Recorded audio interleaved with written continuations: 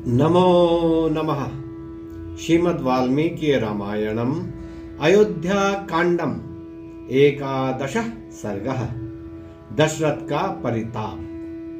ततः श्रुत्वा महाराजः कैकेय्या दारुणं वचः चिन्तामभिसमापेदे शोकोपहत चेतनः।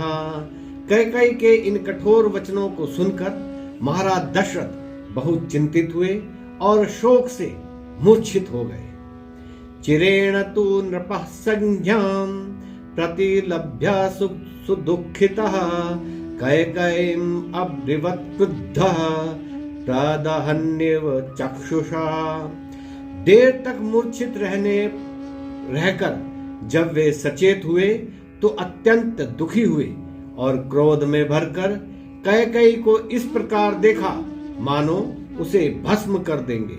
तदनंतर वे बोले, नृशंसे दुष्ट चारित्रे कुलस्यास्य विनाशिनी किं कृतं तव रामेण पापे पापम मयापि वा। अरे नृशंसे दुष्ट चरित्र वाली, कुल का सत्यानाश करने वाली, हमने या राम ने तेरा क्या बिगाड़ा है। सदा ते जननी तुल्यं वृत्तिं वहति राघवः तस्यैव त्वमनर्थाय किन्निमित्तम् इहोद्यता। श्री राम तो तेरे साथ सदा माता के समान व्यवहार करते हैं, फिर तू उसका अनर्थ करने के लिए क्यों तैयार हुई है। जीवलोको यथा सर्वो रामस्याह गुणस्त्वम् अपराधम किमुद्देश्य तक्षामिष्टम अहम सुतम। जब सब लोग श्री राम के गुणों की प्रशंसा कर रहे हैं, तब मैं कौन सा दोष लगाकर ऐसे प्रिय पुत्र का त्याग करूं। कौशल्या वा सुमित्रां वा त्यजेयमपि वा श्रियं जीवतं वत्मनो रामं न त्वमेव पितृवत्सलम। मैं कौशल्या, सुमित्रा और अपने राज्य को भी त्याग सकता हूँ, परंतु अपने जीवन स्वरूप पितृभक्त श्री राम को नहीं त्याग सकता। तिष्ठेल्लोको विना सूर्यं यस्यं वा सलिलं विना न तु रामं विना देहे तिष्ठितु मम जीवितम्। सूर्य के बिना संसार स्थिर रह सकता है, जल के बिना अन्न जीवित रह सकता है, परंतु श्री राम के बिना मेरे शरीर में प्राण नहीं रह सकते। तदलं त्याज्यतामेषा निश्चय पाप निश्चये अपि ते चरणो मूर्ध्ना स्पर्शाम्ये येष प्रसीद में। हे अनिष्ट निश्चय करने वाली, तू अपना हठ छोड़ दे, मैं अपना सिर तेरे चरणों में रखता हूं, तू प्रसन्न हो जा। इक्ष्वाकूणां कुले देवी संप्राप्तः सुमहानयम् अनयो नय संपन्ने यत्र ते विकृता मतिः। हे देवी, नीति संपन्न इक्ष्वाकुओं के कुल में यह बड़ा अनर्थ हो रहा है, क्योंकि राज्याभिषेक के मंगल अवसर पर तेरी मति विकृत हो रही है। भाव यह है कि अच्छे लोगों की बुद्धि बिगड़ने से कुल में अनिष्ट होता है। ननु ते राघवस्तुल्यो भरतेन महात्मना बहुशो हि सुबाले त्वं कथा कथयसे ममा। हे वाले, तुम मुझसे बहुधा यह कहा करती थी कि तुझे महात्मा भरत के समान ही श्री राम प्रिय है। तस्य धर्मात्मनो देवी वने वासं यशस्विनः कथं रोचयसे भीरु नववर्षाणि पंच च। हे भीरु, हे देवी, उसी धर्मात्मा यशस्वी राम का 14 वर्ष तक वन में रहना तुझे कैसे अच्छा लगता है। रामो हि भरताद् भूयस् तवा शुश्रूषते सदा विशेषं त्वयि तस्मात्तु भरतस्य न लक्ष्यये। भरत की अपेक्षा श्री राम तेरी अधिक सेवा करते हैं। हमें तो तुझ में राम से अधिक भरत की भक्ति दिखाई देती है। हमें तो तुझ में राम से अधिक भरत की भक्ति है, ऐसा दिखाई नहीं देता। शुश्रूषां गौरवं चैव प्रमाणं वचन क्रियां कस्ते भूयस्तरं कुर्यात् अन्यत्र मनुजर्षभात्। तनिक सोच तो सही, श्री राम को छोड़कर और कौन तेरी इतनी सेवा, सम्मान और आज्ञा पालन करेगा। बहुनां स्त्री सहस्राणां बहुनां चोपजीविनां परिवादोपवादो वा राघवेनोपपद्यते। अंतःपुर में सहस्रों स्त्रियों और नौकरों में से किसी के भी द्वारा श्री राम का परिवार सकारण निंदा या अपवाद निष्कारण निंदा नहीं सुनी गई। सांत्वयन् सर्वभूतानि रामः शुद्धेन चेतसा गृह्णाति मनुजव्याघ्रः प्रियर्विषयवासिनः।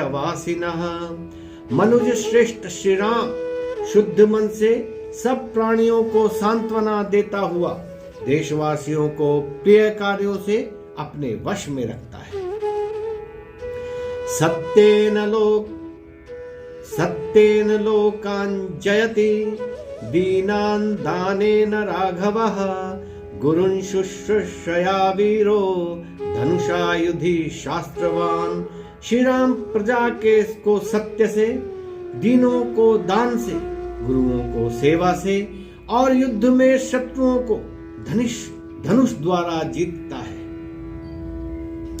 सत्यम दानम तपस्त्यागो मित्रता शौचम आर्जवम विद्या च गुरुशुश्रूषा ध्रुवान्येतानि राघवे।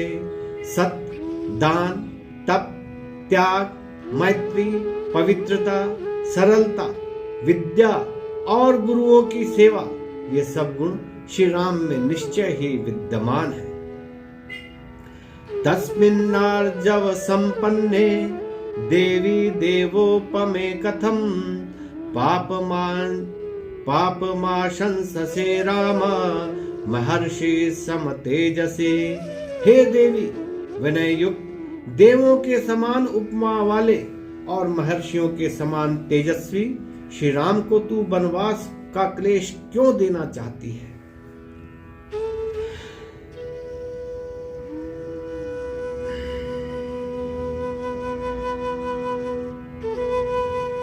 क्षमा यस्मिन् दमस्त्यागः सत्यं धर्म कृतज्ञता अविहिंसा च भूतानां नामृते का गतिर्मम।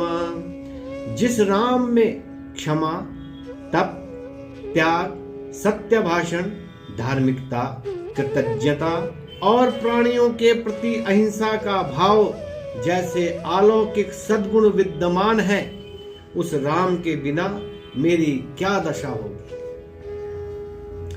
मम वृद्धस्य कैकेयी गतान्तस्य तपस्विनः दीनं लालप्यमानस्य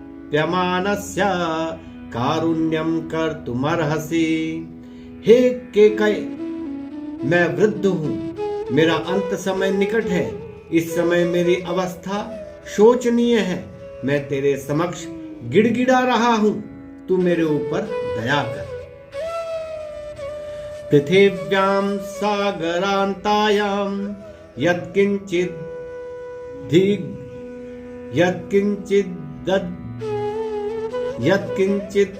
धिगम्यते तत्सर्वं तव दास्यामि मा च त्वां मन्युराविशेत्। इस समुद्र से घिरी हुई पृथ्वी पर जो कुछ भी है, मैं वह सब कुछ तुझे देने के लिए तैयार हूं, तू क्रोध मत कर। अंजलिं कुर्मि कैकेयी पादो चापी स्पृशामि ते शरणं भव रामस्य मा धर्मो मामिह स्पृशेत्। हे केकई, मैं तेरे समक्ष हाथ जोड़ता हूँ, तेरे पांव छूता हूँ, तू राम की रक्षक बन और मुझे प्रतिज्ञा भंग से के पाप से बचा। इति दुःखाभिसंतप्तं विलपन्तं चेतनं घूर्णमानं महाराजं शोकेन समभिप्लुतं पारं शोकार्णवस्याशु प्रार्थयन्तं पुनः पुनः प्रत्युवाचात् कैकेयी रौद्रा रौद्रातरं वचः। इस प्रकार शोक से संतप्त विलाप करते हुए उन्मत्त जैसी अवस्था में विद्यमान कैकेयी को घूरते हुए शोक सागर से पार उतरने की बार बार याचना करते हुए महाराज दशरथ से कैकेयी अत्यंत क्रुद्ध होकर ये कठोर वचन बोली। यदि दत्त्वा वरौ राजन् पुनः प्रत्यानुतप्यसे धार्मिकत्वं कथं वीर पृथिव्यां कथयिष्यसि। हे राजन, यदि तुम वर देकर उसके लिए पश्चाताप कर रहे हो तो हे वीर, संसार में तुम्हें धार्मिक कौन कहेगा। शेभ्यः शेनक कपोइति ये स्वामांसं पक्षिणे ददौ अलर्कश्चक्षुषे दत्त्वा जगाम गतिम् उत्तमाम्। देखो, तुम्हारे ही वंश में राजा शैब्य ने अपनी प्रतिज्ञा पूर्ति के लिए बाज पक्षी को अपने शरीर का मांस देकर भी कबूतर के प्राणों की रक्षा की थी। इसी प्रकार राजा अलर्क ने अपने नेत्र निकालकर एक अंधे ब्राह्मण को दे दिए, जिससे उन्हें उत्तम कीर्ति प्राप्त हुई। सागरः स्वयं समयं कृत्वा न वेलामतिवर्तते समयं मानुतं कार्षिः पूर्ववृत्तम अनुस्मरम्। मनुष्य की तो बात ही क्या, जड़ पदार्थ समुद्र में नियम बांधकर उस मर्यादा का अतिक्रमण नहीं करता, अपने तट से बाहर नहीं जाता। इसलिए हे राजन, पूर्व घटित बातों का स्मरण करते हुए अपनी प्रतिज्ञा को असत्य मत कीजिए। सात्वं धर्मं परित्यज्य रामे राज्याभिषिच्य च सह कौशल्या नित्यं रन्तुमिच्छसि दुर्मते। हे दुष्टात्मा राजन, इस समय तेरी बुद्धि बिगड़ गई है, इसलिए तू धर्म का परित्याग कर राम को राज्य पर अभिषिक्त करके कौशल्या के साथ आनंद पूर्वक विहार करना चाहता है। भवत्वा धर्मो धर्मो वा सत्यं वा यदि वा नृतं यत्त्वया संश्रुतं मह्यं तस्य नास्ति व्यतिक्रमः। अब चाहे धर्म हो या अधर्म, सत्य हो या असत्य, तुमने मेरे साथ जो प्रतिज्ञा की है वह पूरी करनी होगी, उसमें कोई परिवर्तन नहीं हो सकता। अहम ही विषमद्देव पित्वा बहुतवाग्रतः पश्यतस्ते मरिष्यामि रामो यद्यभिषिच्यते। यदि तुम अपनी प्रतिज्ञा पूरी न कर श्री राम को राज्य दोगे तो तुम्हारे सामने ही मैं हलाहल विष का पान कर अपने प्राण दे दूंगी।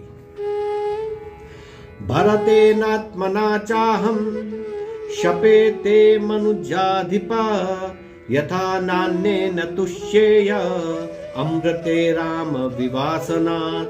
हे नरेंद्र, मैं अपनी और भरत की शपथ खाकर तुमसे कहती हूँ कि मैं राम को वन में भेजे बिना किसी बात से संतुष्ट नहीं हो सकती। एतावदुक्त्वा वचनं कैकेयीर्रामः विलपन्तं च राजानं न प्रतिव्याजहार सा। इतना कहकर कैकेयी चुप हो गई महाराज विलाप करते रहे, परंतु उसने कोई प्रत्युत्तर नहीं दिया। सदेव्या व्यवसायं च घोरं च शपथं कृतं ध्यायात्वा रामेति निश्चयस् यस्य छिन्न तरूरिवापतत्। कैकेयी के श्री राम को वन में भेजने के भयंकर निश्चय और उसकी शपथ को स्मरण कर महाराज दशरथ ने हा राम कहकर एक दीर्घ निश्वास लिया और जड़ से कटे हुए वृक्ष की भांति भूमि पर गिर पड़े। दीनया तुरया राजा इति होवाच कैकेयीं अनर्थम इममर्थाभं केन त्वामुपदर्शिता। फिर दीन और आतुर वाणी के साथ राजा ने कैकेयी से कहा, तुझे इस अनिष्ट को अर्थ इष्ट के रूप में किसने समझाया है। नृशंसे पाप संकल्पे क्षुद्रे दुष्कृत कारिणी किन्नु दुःखम अलिकम वा मयि रामे च पश्यसि। अरे नृशंसे पापिन, ओछे स्वभाव वाली, हे कुकर्मण, मैंने या श्री राम ने तेरा कौन सा अपराध किया है। न कथंचिद्रते रामात् भरतो राज्यमावसेत् रामादपि हितं मन्ये धर्मतो बलवत्तरम। राम के समक्ष भरत कभी भी राज्य ग्रहण नहीं करेगा, क्योंकि मैं श्री भरत को श्री राम से भी अधिक धर्मात्मा मानता हूं। किं वां वक्ष्यन्ति राजानो नाना दिग्भ्यः समागतः बालो बतायमेक्ष्वाकः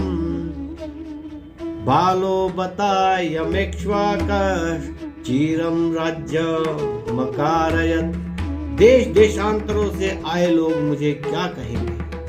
आश्चर्य के साथ वे यही कहेंगे कि दशरथ निपट बाल बुद्धि है, इतने दिनों तक इसने राज्य किस प्रकार किया।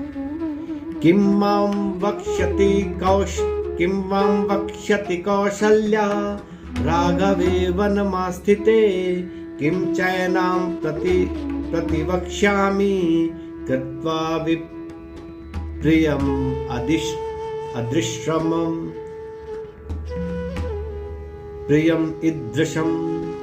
श्री राम को वन में भेजने पर उसकी माता कौशल्या हमसे क्या कहेगी और ऐसा अनिष्ट कार्य कर में उसे क्या उत्तर दूंगा।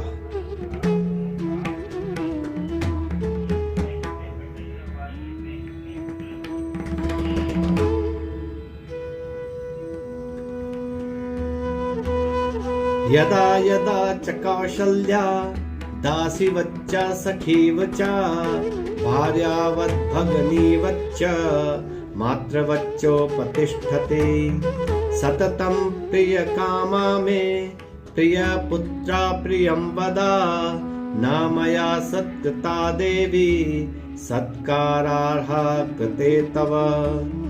जब समय समय पर कौशल्या, जो सेवा करने में दासी के समान, रहस्य में सखी के समान, धर्म कृत्यों में स्त्री के समान, हितैषियों में सगी बहन के समान, आग्रह पूर्वक सुस्वादु भोजन कराने में माता के समान, सदा प्रिय कामना करने वाली अर्थात भला चाहने वाली, सदा प्रिय बोलने वाली, सभी पुत्रों से निरंतर प्रेम करने वाली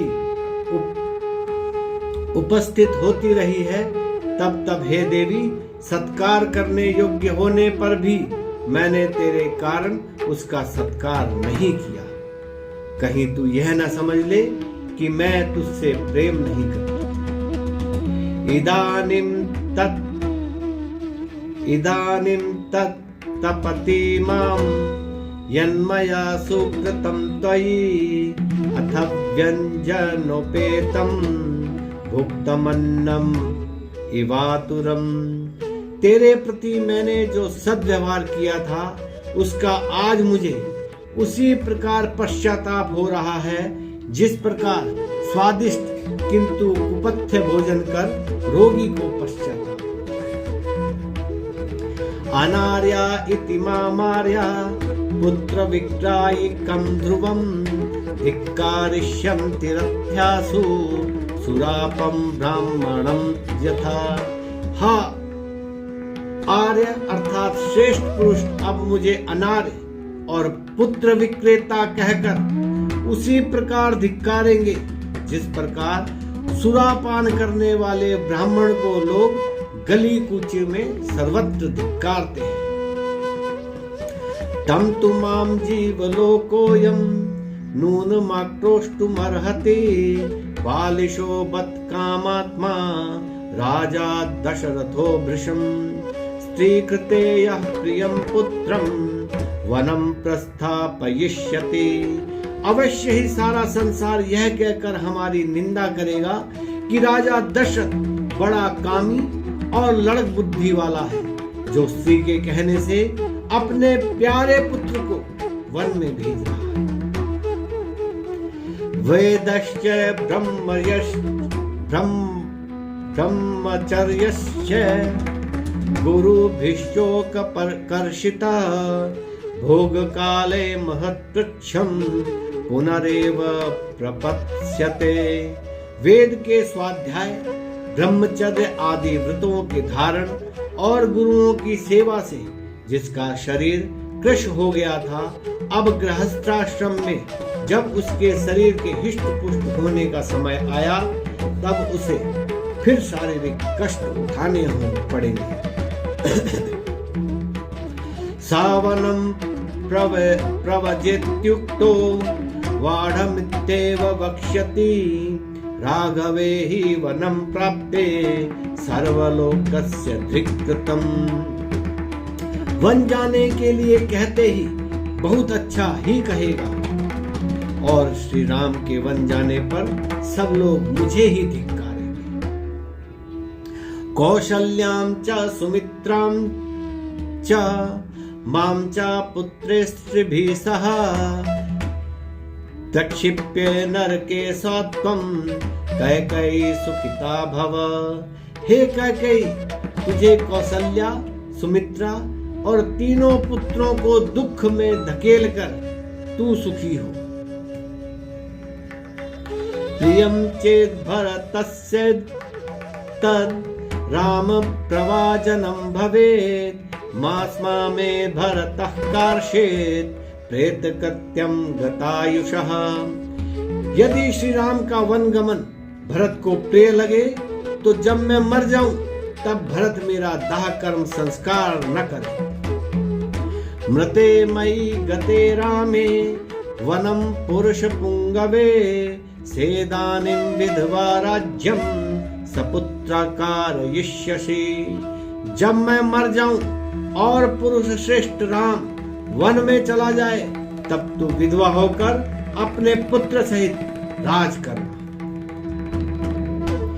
धिगस्तु योषितो राम नाम शठा स्वार्थ पर सदा ना ब्रवीमि स्त्रियः सर्वा भरतस्यैव मातरम। स्त्रियों को धिक्कार है, ये धूर्त और स्वार्थ परायण होती है। नहीं नहीं, मैं सब स्त्रियों को ऐसा नहीं कहता, केवल भरत की माता को ही कहता हूं। प्रताम्यवा